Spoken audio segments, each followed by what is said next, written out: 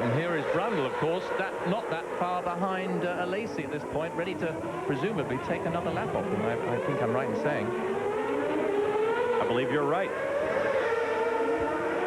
What an extraordinary place Monaco is. Barely 300 yards wide and a half-mile long. In the 2 hours or so that it will take us to bring you this Grand Prix, you could just about walk around the entire place. But you would be tired when you finished. Tell me about it. This, another little gem here. We have Schumacher, as I would say, cracked in the fastest lap of the race with a 1:21.2. I haven't seen any lap better that he's done. A full 4 seconds quicker than Brundle and 5 seconds quicker than Berger. So he's not letting it slip from his grasp in these closing laps. He's just showing everybody that he can do it if he has to.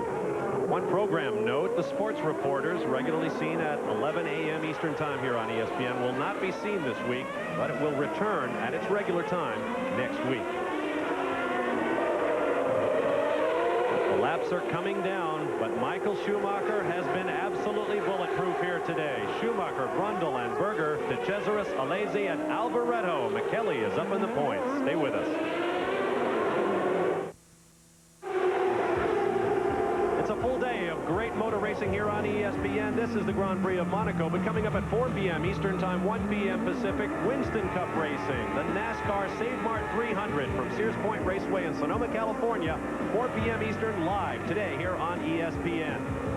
You are watching live late in the afternoon at Monte Carlo, Monaco, as Jean Alesi of France lashes his brilliant red Ferrari around Rescas and rushes up to the start-finish straightaway. No, he doesn't. He slows down. Very slow. Behind Martin, is that Brundle? With Martin Brundle just ahead, it is Schumacher, Brundle, and Berger in the top 3 positions. Then De Cesaris, Alesi, and Michele Alboreto all 1 lap down. J.J. Leto, Olivier Beretta, Olivier Panis all 2 laps down. Eric Comas, Johnny Herbert in the Lotus 3 laps down. And Pedro Lamy in the other Lotus machine 5 laps back. That was most strange how Brundle just sort of slowed right down and let Alesi catch him up. Now he seems to have pulled out the stops again and is off. Because Brundle is actually a whole lap ahead of Alesi at this point. But would have thought Martin didn't want to drop too far. Now you're aboard the LaRousse of Olivier Beretta, running in 8th place. Just behind the battle up ahead, into the tunnel. There he is. Gerard LaRousse, who was a part of Renault's efforts in Formula One for many years. Alain Prost won his first Grand Prix driving in a team organized by Gerard LaRousse, who is himself a pretty fine sports car driver, as I recall, Derek Bell. Yeah, we raced quite a few times, and I never raced with him, but various races together. He actually drove Porsche during the early and the very important days, the 917s and so on. A very good driver. As you see, 5 laps remaining in the race. There is Alesi. Pedro Lamy just ahead of him there in the green and white and yellow Lotus. With Martin Brundle ahead of him. So Martin must have had a little bit of something going wrong there, and he just put it back together and off he goes. He had been running about 24 seconds behind leader Schumacher. He's now 37 seconds behind, but his last lap was a very competitive 125.3, so whatever problem it was, Martin Brundle seems to have gathered himself back up. Yes, actually, he was 24 seconds behind Schumacher, and then Schumacher got it together, and he pulled it back to about a 34-second gap. And there you are. Brundle had a moment or two and lost a couple of seconds, and he's sitting rather a long way behind Schumacher at this point. Schumacher, incidentally, his fastest lap was on lap 35 at a 1:20.076. Once more through the tunnel with just a handful of laps remaining. We'll be back for more live coverage of the Grand Prix of Monaco. Nice seats up there on the street light, buddy. Back live at Monte Carlo, where some fans look forward, some back over the grandstands. These are in the swimming pool area, from which you can see the entire harbor area on this 2-mile racetrack dotted with some 20 turns.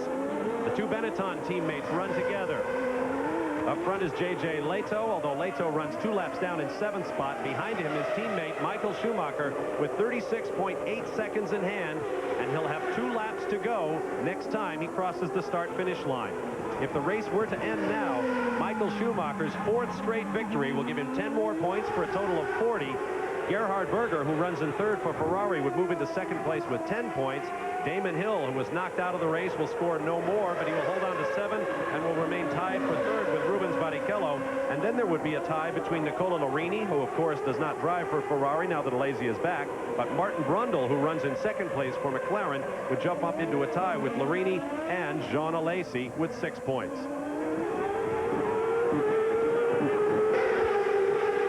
Down to the finish line they come in. Nice order for a photograph, anyway. Exactly. I got the impression just now that, in fact, that Schumacher had actually got past Leto to lap him for the second time, and then Schumacher pulled over and let Leto go back by again. I got that impression. I thought maybe Schumacher had a problem, but maybe he's been told that he mustn't lap his teammate too often. Or perhaps he just doesn't want to rub salt in the wound. J.J. Leto has had an absolutely abysmal time here this weekend. Actually, he's had a pretty rough year thus far. He signed his contract, went out to test the car, backed it into a wall at about 140 miles an hour, cracked a vertebra in his neck, and was out of competition for several races. In fact, Leto is lapping about a second a lap quicker than Schumacher at this time. One of the quickest laps Leto's done all day, in fact.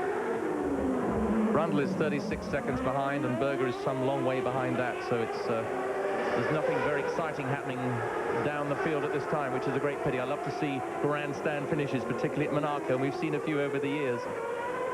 Benetton crew, what an extraordinary job they have done, keeping their cars on the racetrack and giving Michael Schumacher the weapon he needs to display his extraordinary talent. In case you're wondering whether a Formula One car has ever gone in the harbor here, here is Jackie Ickx, speaking of living legends of Formula One.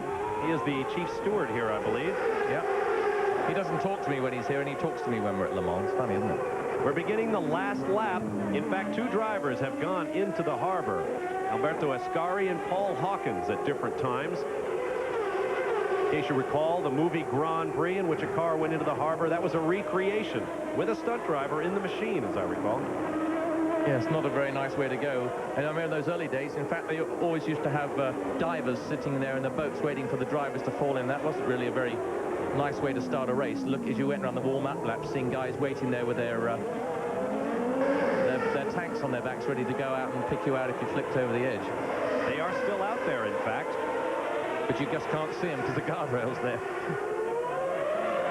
They're getting ready. They're looking a little nonchalant there. Just a few corners remain. And the flags begin to wave. The German flag in black, red, and yellow for Michael Schumacher. He's breaking history every time he wins a race with Germans, that's for sure. No German has ever won 4 or 5 times in a row. 4 times in this case. It appears our podium will be Schumacher, Brundle, and Berger. A Benetton, a McLaren, and a Ferrari as Jackie Ickx awaits with the checkered flag. Let's see if Leto will pull over and allow his teammate to take the checkered flag unencumbered. Nope, Schumacher goes over to the guardrail to wave at his crew and then just crosses at a brisk walking pace. What an astonishing season thus far for Michael Schumacher. Yeah, super driving. He's really come on. He's developed so much. I mean, when you think he's really very inexperienced, and he's driving in such a professional way. And of course, it must be wonderful to have such a professional team behind you, everybody rooting for you. There is Martin Brundle, who will equal his best performance in Formula One today with a 2nd place, as he continues to ingratiate himself to the McLaren team with terrific performances. He takes the checkered flag in 2nd. We'll be back in just a moment.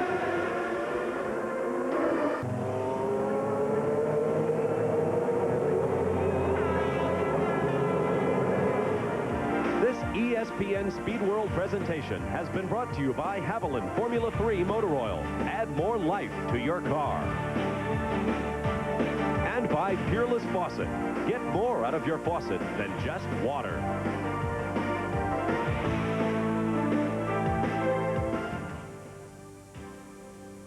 Back live at Monte Carlo, here's a look at the final results of the 52nd running of the great Grand Prix of Monaco. Michael Schumacher with his 4th straight Grand Prix victory. Martin Brundle in the McLaren finished as 2nd, followed by Gerhard Berger in 3rd for Ferrari.